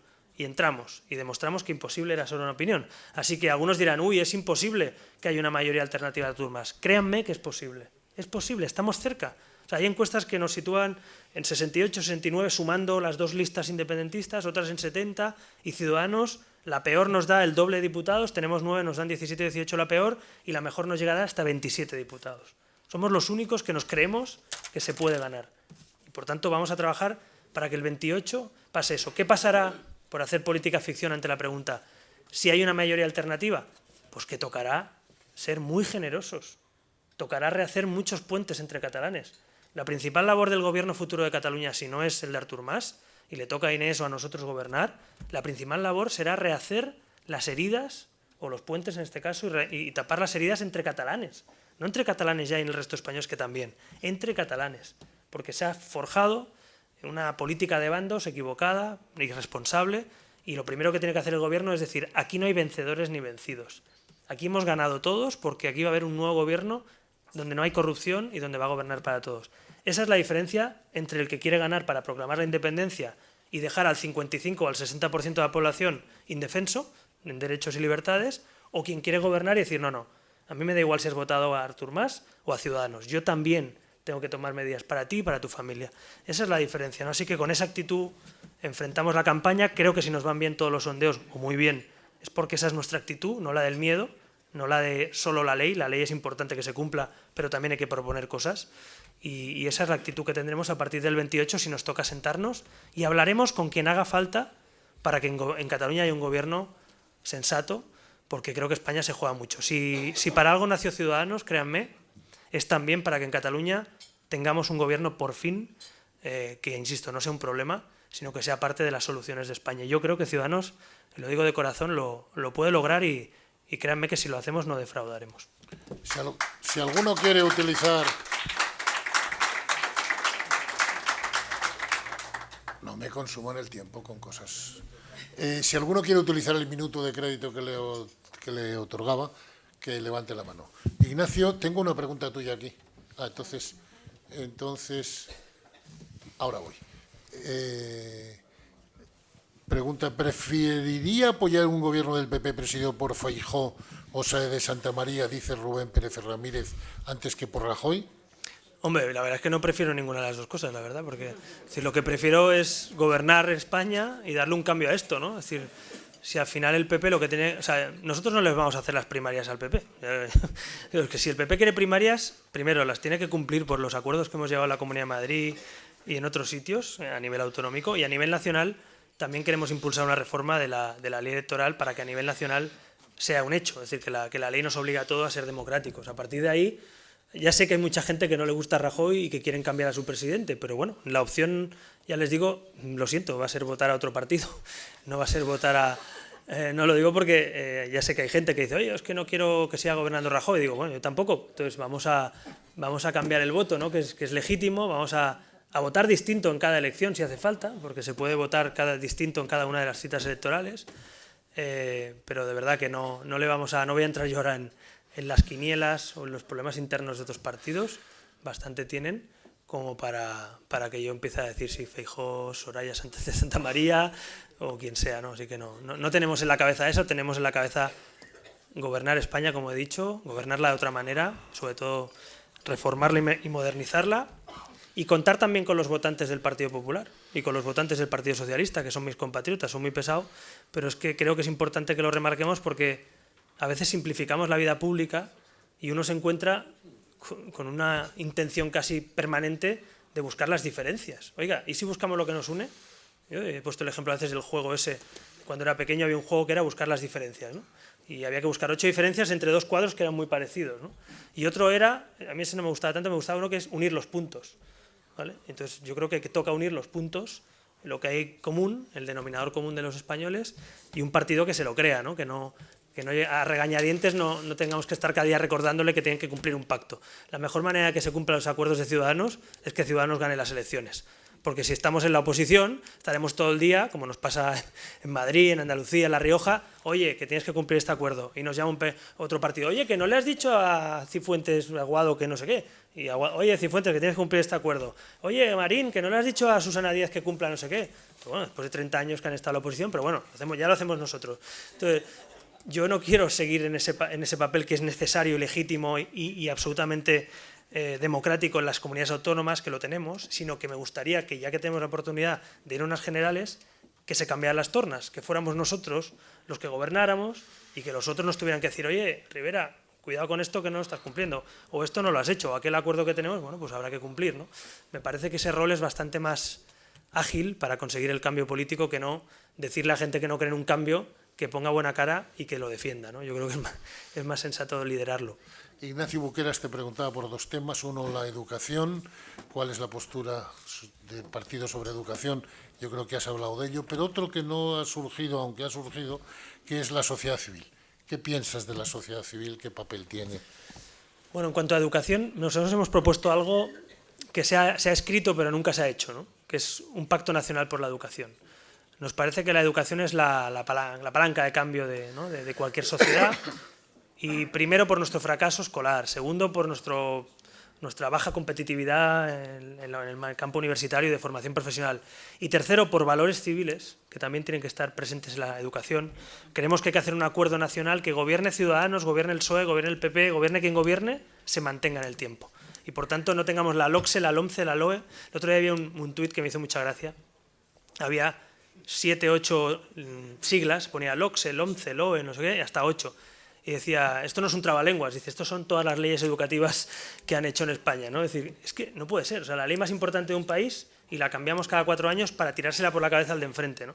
Ese es algo revolucionario en España, un acuerdo nacional donde haya valores civiles. Yo, que he estudiado en Cataluña, os debo decir que la igualdad hay que enseñarla en las aulas, que las libertades hay que explicar lo que son en las aulas, que en las aulas hay que saber lo que es una constitución, un estatuto, un estado de derecho, porque si no, luego los mensajes como los España nos roba calan. Luego la insolidaridad da votos, y la mejor manera, como hacen los países más fuertes del mundo, es enseñar en sus escuelas valores civiles, que no tienen nada que ver con adoctrinamiento ni con identidades. Valores civiles, igualdad, solidaridad, libertades, unión, eso que los franceses ponen en la puerta de sus escuelas, con la bandera francesa, eso. Pues eso en las escuelas también en España, ¿no? Así que me parece que eso es fundamental.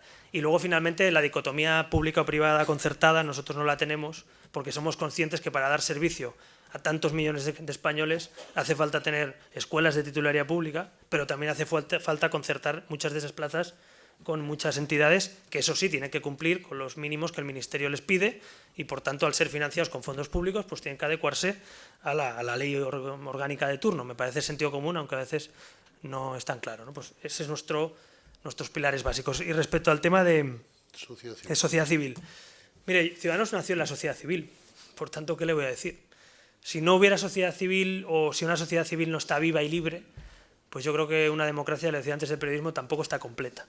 Yo envidio mucho en algunas cosas a Estados Unidos y a otros países en eso, ¿no? Es decir, hay entidades que no dependen de subvenciones, que no dependen de los demás, clubes, ¿no?, como este, de debate, plataformas que tienen autonomía y pueden decir y hacer lo que creen en cada momento. Y se reúnen con partidos políticos y se reúnen con entidades, ¿no? Usted mismo, ¿no?, tú mismo, que te conozco, Ignacio, pues defiendes algo muy, muy decente y muy sensato, y lo haces de la mejor manera, hablando, para que todos intentemos, si gobernamos, pues cumplir con ese modelo de conciliación familiar, de horarios en toda España, que es un gran pacto que yo creo que también tenemos que llevar a cabo en este país. Así que yo quiero una sociedad civil libre. Los tentáculos de la política hay que cortarlos del Poder Judicial, pero también de los medios de comunicación y la sociedad civil, y que el poder político se dedique al Ejecutivo y al Legislativo, que no es poco, son dos poderes fundamentales del Estado, pero que no se dedique a controlarlo todo. Y yo creo que eso enriquece mucho nuestra sociedad, y yo creo que hemos sido una sociedad donde se ha adormecido y a veces subvencionado, hablando claro, a la sociedad civil para que deje de ser libre. Nos quedan 4 minutos, a ver si somos leales. Ramón Rodríguez Arribas quería hablar, había otra persona allí y yo tengo 2 preguntas. A ver si conseguimos hacerlo todo en 5 minutos. Como viejo juez, ya jubilado, le pregunto, ¿en un pacto de legislatura o en un pacto de investidura pondrán como condición la reforma de la Ley Orgánica del Poder Judicial para que sean los jueces los que elijan a los miembros judiciales del Consejo General del Poder Judicial? Lo haré si me toca estar al frente del Gobierno, y lo haremos si los españoles escogen a otro, y que de Ciudadanos dependa ese cambio. Sí, lo tengo claro, y creo que es una de las reformas necesarias que llevan todos los partidos en su programa y hacen justo lo contrario. Lo digo porque no hay que olvidarse que Gallardón y Rajoy encabezaron ese discurso en la campaña de 2011, y cuando llegaron no solo no se atrevieron a cambiarlo, sino que, a mi juicio, el Poder Judicial está todavía más politizado de lo que estuvo con el Partido Socialista, si cabe. Así que yo creo que es una reforma necesaria de Estado, efectivamente, y el compromiso no tiene que ser que el que gobierne lo cambie ahora y luego llegue otro y lo cambie. No, es como la educación. Hay que llegar a un acuerdo que gobierne quien gobierne, eso no se toque, ¿no? Yo lo extiendo al Constitucional y a la Fiscalía. Me parece que son tan importantes también, y que ese Poder Judicial tenga menos poder político y sea más un órgano de gestión judicial, de gobierno, lo que dice el nombre, ¿no?, del gobierno, del Poder Judicial. Y también tenemos la intención de que tengan mucho más peso las oposiciones a los puestos que no las designaciones. Es decir, que cuando hay una plaza en un organismo importante, pues haya un concurso, en definitiva, y no tanto designaciones, premio o castigo de los órganos de gobierno de turno. Identifíquese, que no le... Sí, soy Pablo Boyer, soy abogado también como usted, y después de escucharle durante 1 hora y media, casi 2, la verdad es que me gustaría que fuera presidente de este país, pero le hago una pregunta. ¿Usted cree que en España se vota con la razón o con el corazón? Pues mire, yo le diría, fíjese, que hay que votar con las dos cosas. He dicho usted el corazón, no las entrañas, ni el hígado, ¿no? No sé quién dijo una vez que, dice, en España se vota con el hígado, no digo yo, estos son palabras, no me acuerdo quién lo habéis leído esta cita, dice, en España se vota con el hígado, dice, así que si algún día votamos con algún otro órgano ya será mejor, ¿no? Es decir, o sea, yo, de verdad, si es corazón, si la palabra corazón, que implica muchas cosas, que es al final una parte emocional, una parte familiar, una parte de sentimientos, y a la vez con la cabeza, me parece un buen equilibrio, corazón y razón. Lo que no me parece también es que se vote contra los demás, y eso es lo que venimos haciendo hace muchos años. Es decir, oye, a mí yo no estoy conforme con esto, no me gusta el programa electoral, no me gusta lo que han hecho, no me gusta porque han robado, pero es que al de enfrente le odio, ¿no? Entonces, eso es lo que yo creo que hay que acabar. Por eso decía que yo no quiero bandos ni odios, ¿no? Oye, el de enfrente, pues al final es otro representante político. Y si hay alguien que genera de verdad odio, pues sí, no le votemos. Es decir, pero yo creo que hay que aspirar a otra cosa. Eso es cultura democrática, efectivamente. Por eso digo que los valores civiles tienen que estar en la escuela. Porque hasta que no tengamos valores civiles en la escuela, hasta que los chavales desde pequeño no comprendan lo que es una democracia, lo que ha costado conseguirla, lo que hay que cuidarla, cómo hay que, digamos, administrar esos valores en la sociedad, va a ser muy complicado que la gente... O sea, uno no nace digamos, y ya conoce todo el sistema democrático, la Constitución, los valores, eso hay que aprenderlo. A mí, personalmente, en la escuela, igual me perdí ese día de clase, pero es decir, yo no he estudiado todo ese modelo, digamos, de valores civiles, de educación constitucional, ¿no? Yo me acuerdo que Bert, que salió finalmente y fue a ese retiro tan, en fin, no voy a comentarlo, tan difícil y tan duro, propuso una cosa que sí que estaba muy bien. Bert propuso introducir la educación constitucional o valores civiles en la educación. Lástima que no lo hizo, o que no se lo dejaron hacer, ¿no? Pero me acuerdo que se le tiraron al cuello todos. No, vamos a introducir valores civiles. Oiga, ¿cómo que? Claro. O en Estados Unidos están equivocados con eso, o en Alemania están equivocados, o en Francia. Entonces, yo creo que esos valores civiles hay que estudiarlos en la escuela. Nos ahorraríamos muchos follones. Les pongo un ejemplo muy claro de algo muy simbólico que tendrán todos en la cabeza y que a muchos pues, nos avergüenza, ¿no? La pitada famosa del himno en el campo, no me acuerdo en qué campo, pero en la final de Copa, ¿no? Con el rey y todo aquello. Todo el debate que se formuló, si había que cerrar... El Camp Nou fue, ¿no? Yo que soy culé, para más Inri. Entonces, aquella pitada, mucha gente habló de si hay que penarle, si es delito, si no es delito, si hay que cerrar el campo. Y a mí me parece que eso, lógicamente, cuando se comete algo que pueda ser ilícito, pues hay que perseguirlo, ¿no? Pero el debate de verdad es, ¿cuántos pitos como estos o cuántas silbadas como estas nos ahorraríamos con educación?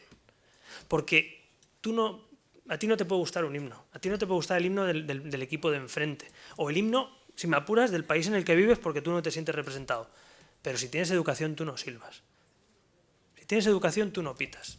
Y hay gente, no, libertad de expresión. Oiga, libertad de expresión, a ver si insultar a la gente va a ser libertad de expresión a partir de ahora. No, ¿verdad que no? ¿Verdad que un insulto o un agravio contra alguien incluso puede ser delictivo? No, la libertad de expresión tiene sus límites, que es la libertad del otro, la educación. Yo creo que nos ahorraríamos muchos dolores de cabeza en este país si invirtiéramos, y digo invertir, no gastar, invirtiéramos en educación. Y esto no es un tópico, esto es verdad. Y ese plan educativo que vamos a poner en marcha si gobernamos, creo que puede ser la base de otros 20 o 30 años en este país para recomponer un poco cosas que se han deshecho por el camino, ¿no? Pero bueno, claro, educar, yo le digo esto y digo, propongo la educación, pero como le digo, da frutos a 30 años. Por tanto, ¿qué pasa? Que los partidos políticos, algunos, piensan que eso no da réditos electorales, sino que te metes un follón, porque hay que cambiar el modelo, porque hay que hablar con los profesores, porque hay que no sé qué, y dicen, uff, madre mía, qué follón, que lo haga el que viene después. Y yo creo que eso es lo que no podemos obviar. Si te metes a gobernar, hay que gobernar. Y si hay que hacer un pacto por la educación y hay gente que hay que explicárselo 1, 2, 4, 8, 20 veces, se explicará 20 veces. Pero habrá que hacerlo. Porque es que si no, estaremos siempre igual y uno por otro en la casa sin barrer, ¿no? Muchas gracias a todos. Han sido 30 preguntas. Me quedan 2 que no me da tiempo a formular. Y yo les agradezco a todos que han sido muy amables y han estado muy atentos. Solo he visto a uno que dormitaba. Para cerrar el acto, Francisco Segrelles, presidente en funciones del club, tiene la palabra. Buenas tardes. Buenas tardes, por favor. Yo, si me permites, Albert, lo primero que quiero es saludar a los socios del club porque este es el primer acto de este ciclo que tú inauguras y quería que se sintieran saludados por el presidente en funciones. Aparte de eso, quiero decir que este es el primer acto en la historia del club que se ha transmitido en directo por internet, por si alguno no estaba enterado, y que se sepa que a partir de ahora lo intentaremos que sean todos lo mismo. Y hablando de Albert Rivera, bueno, supongo que ya todos nos hemos dado cuenta de que es un fuera de serie, es un fenómeno. Albert, solo voy a dar un dato porque quiero ser muy breve. Albert fue ya a los 16 años, no sé si lo sabéis, campeón de natación de Cataluña. Bueno, pues a partir de ahí todo lo que ha hecho después. Y además creo que ha inventado un posicionamiento político, un nuevo color político. Hasta ahora siempre hemos oído hablar de derecha e izquierdas. Y cuando alguna vez se hablaba de centro, yo me acuerdo de alguna discusión con algún periodista muy famoso ya fallecido, que decía, bueno, es que eso de centro no existe, no es nada, es negativo. ¿Quién es de centro? ¿El que no es de derecha ni es de izquierda? No, Albert ha definido lo que debería de ser el ideario de un partido de centro. ha puesto color a esa posición. Y me parece muy importante. No sé si tenéis algún color en vuestro logotipo, pero... Naranja. Naranja, pues ha puesto el naranja. Porque con la justicia, la igualdad, la libertad, la no corrupción y la no privilegios y los 4 pilares de los que he hablado, que son la Constitución, el bienestar, el mercado y estar en Europa y en el euro, eso es un marco fantástico para que se defina un nuevo color político. Por último, al darle las gracias por estar hoy con nosotros, que te las damos muy sinceramente, yo quería hacer una pequeña comparación, no comparación, por favor, un pequeño paralelismo con un gran personaje de nuestra historia, que es el Cid Campeador. No, así sencillo. Y verás, lo vas a entender. Tú empezaste con 3 diputados, que no Explícalo bien. Empezaste con 3 diputados, que no es un gran número, pero bueno, fíjate dónde estás yendo y dónde puedes acabar, porque estamos, no sé si os habéis dado cuenta, pero puedes ser el futuro presidente del gobierno de España en diciembre. Y el CID empezó con 12 compañeros que allí luchaban como podían y tardaron toda una vida en llegar a conquistar un reino, el de Valencia. Tú llevas unos pocos años y ya gobiernas en varios sitios, o sea que lo estás haciendo mucho más rápido y mejor. Pero además de eso, el Cid estaba peleado con su rey y según tengo entendido, tú te llevas muy bien con Felipe VI, nuestro monarca actual. Luego, él combatía con coraza, con cota de malla, con una cantidad de... Tú saliste desnudo, como la verdad, a combatir con tus adversarios políticos. Y por último, lo más importante, y ahí sí que creo que coincidíais los dos, el Cid intentó, como he sabido, anexionar Cataluña al resto de España, la corona de Castilla en aquel entonces, y para eso casó a su hija con el conde Berenguer.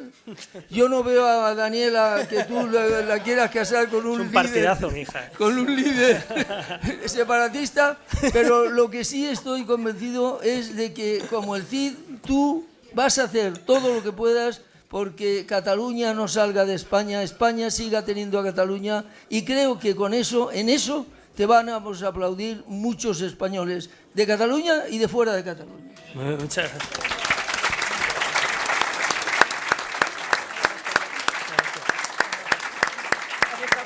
Gracias a vosotros.